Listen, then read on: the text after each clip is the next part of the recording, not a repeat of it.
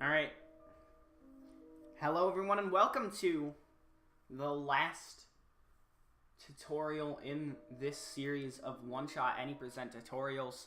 We have the end of the game, the final area, the tower coming up, and you may notice I'm in the display capture, because as soon as you enter this room, you close the game. You open the game as soon as possible, and you have this cutscene. You want to match through this cutscene, and there's text after it. This text can be weird because there's a lot of pauses. One thing you might notice about asterisks, though, when you're matching through text and there's asterisks or 3 dots in a row, there's a pause in the text. So you may be able to read the text box that says what's going on. And as soon as you see that, you'll want to run to the computer. And to get to the computer, what I like to do is I'm going to count to 4, and then at 4, I run down. So 1, 2, 3, 4. And then when you run down, you'll eventually see the computer. Talk to the computer. It's optimal to not be to the right of the computer when you see it, because then you have to run a few tiles to the left. But it happens sometimes. You can't really prevent it. Once the computer turns off, it will... there'll only be like 1 or 2 more text boxes before you can get in the bed. I kept the display capture up because there's also this part right here. You mash enter a few times through some of those text boxes and the game closes. Open the game back up. And there's this cutscene. Mash once again.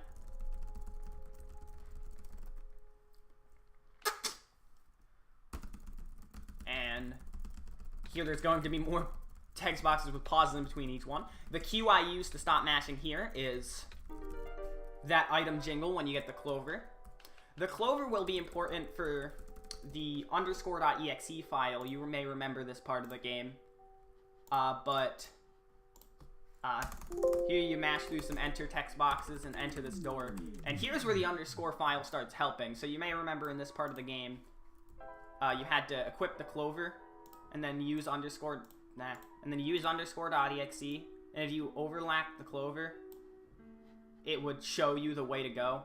So for example, here to the left. But like some things in this game, this is not randomized. So the directions are always the same. So I'll show you the way through. The first direction you can go is left, up, up, right, then back left, down, and down once more. Now you're in this door section. Before I talk about this door section, the way I memorize this door section is I'm going to imagine this part of the game as a grid. So I'm going to turn cursor capture on here. Imagine each door is a grid where you start from the left and go to the right, and for each vertical column, so column, column, column, when you move from left to right is one row, or one column. Every column that has a door, counted. So for example, this door on the left would be door 1, and this door on the left would be door 2. Or for example, in this room, this would be door 1, this would be door 2, this would be door 3. Using this, this is what I use to memorize the path through this area. So I'll go through it. You go in order.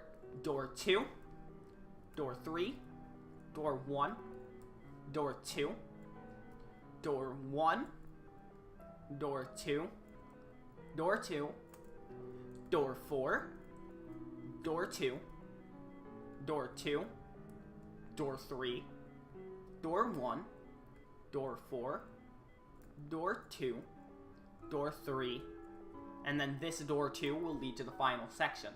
Now we have to fill in the 4 grids. So the first thing I'll do, for the first puzzle, you have to go to the top of the grid, and this is an 11 by 11 square. So right down the middle, the 6th set of tiles is where you have to do a line straight down.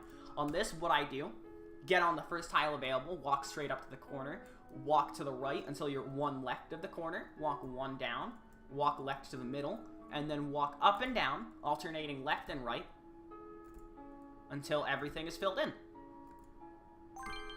Here, you just have to get a dot in the middle, so run right 6, and then run back left until you have a dot. Now, this one is going to be confusing. You have to make the pattern of a light bulb. So what I'm going to do is I'm going to run right, or I'm going to move right to the first tile. I'm going to run up here until I'm 3 from the top, and then I'm going to do a right-up alternation until I'm at this area. Then I run right until I'm 3 from the left, or until I'm 3 from the right side, and then I do the same thing, but down and right. I run until I'm 4 from the bottom, then do down and left alternations until I'm here. Once I reach the middle, I go down 1, right 1, off the grid, left 2, up 2, left 2. And then I alternate up and left until I'm here, and then I make this light bulb shape. I run right 2, left 1, right 1 to get rid of the tile in between, and then you have to simply make a border that does not directly, adjacently, hit any tiles. So, as soon as I'm right here where I'm on a corner, I turn, and then I go down or up, and then I move until I'm at the next corner, and then down, up. I'm going to try and do this again. It might be hard to clear the whole grid, but I'm going to try to clear the whole grid so I can show it again where I'm not going slow to explain things, but I'm just trying to do it as fast as possible. So if I can, I'm clearing the grid now so I can show that off.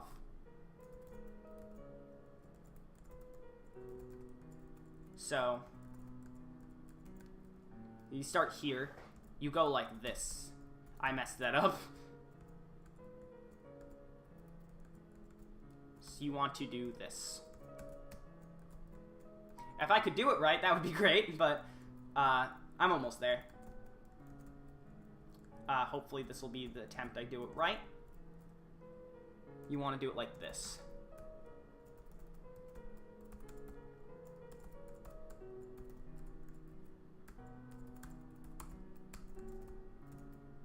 I messed that up. This is going to be... There we go. Okay, so yeah, this is a very hard pattern to do, but there we go.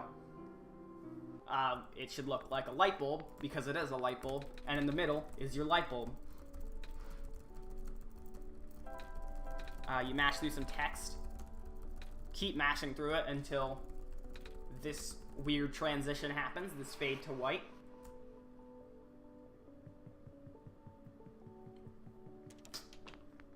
And you're in the house from the beginning of the game now. So you keep walking up these stairs. That door from earlier is now a double door. Walking to the right double door, you have this area now. This hallway has many entity text boxes, so have your key ready to mash enter. But if enter is one of your menu buttons, like it is for me, be careful not to accidentally open it at the end of each text box.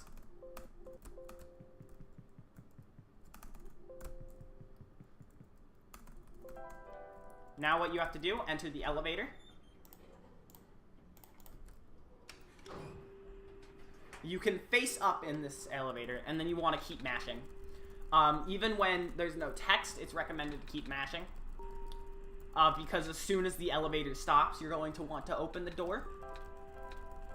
But there is going to be quite a bit of text before that elevator stops, so mashing is recommended.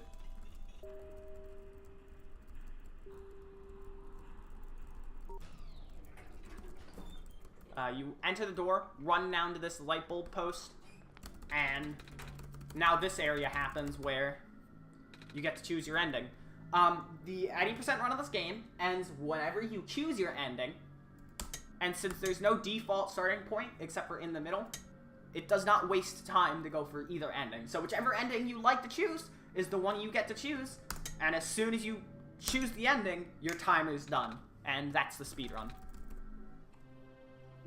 You watch whatever cutscene you get, and you get to enjoy your credits. In the Solstice category, where you have to do the post-game Solstice chapter, it is actually faster to choose the Return the Sun ending that you just saw me choose, which is why I choose it every time. I might come back and someday do tutorials for Solstice. I'm not quite sure yet. But for now, you have a different category that you have leaderboards to climb for. So, spend your time wisely. This game is not too challenging to pick up, and so I definitely recommend that if you are thinking about it, and these tutorials help you, that you do it.